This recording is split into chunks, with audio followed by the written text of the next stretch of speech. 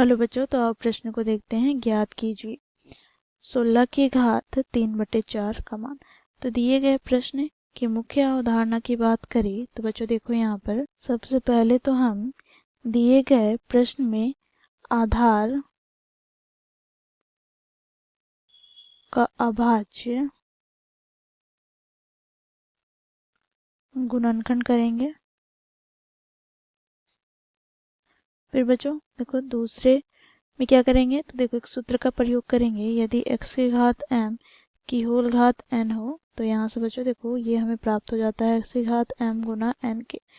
तो इस मुख्य अवधारणा की सहायता से हम दिए गए प्रश्न को हल करते हैं। बच्चों देखो प्रश्न में हमें क्या दिया गया है, तो 16 की घात 3/4। बच्चों यहाँ पर हम 16 का अभाज्य गुणनखंड करते हैं, अर्थात आधार 16 ही है, ठीक है। तो इसलिए 16 का हम अभाज्य गुणनखंड करेंगे। तो बच्चों देखो इकाई अंक में 6 अर्थात सम संख्या है, तो इसे हम 2 से विभाजित कर सकते। साथ ही यहाँ पर 2 सबसे छोटा अभाज्य संख्या है, ठीक है। तो 2 8 16, पुनः 2 से विभाजित करेंगे तो 2 चौके 8, पुनः 2 से विभाजित करेंगे तो 2 दूनी 4, पुनः 2 से विभाजित करेंगे तो 2 1 2।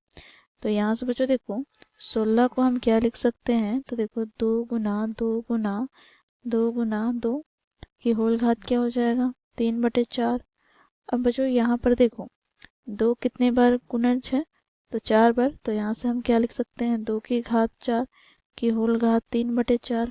अब बच्चों यहाँ पर देखो हम लोगों ने मुख्य अवधारणा में देखा, यदि x की घात m की होल घात n हो तो ये बराबर हो जाएगा x की घात m गुना n।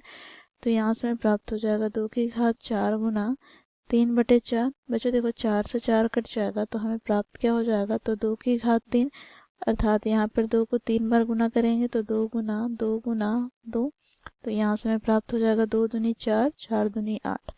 तो यहाँ से हमें 16 की घात 3/4 का मान प्राप्त हो जाता है 8। तो इस प्रकार बच्चों हम लोगों ने दिए गए प्रश्न को मुख्य अवधारणा की सहायता से हल किया। आशा करती हूँ आप लोगों को यह प्रश्न समझ में आया होगा। धन्यवाद।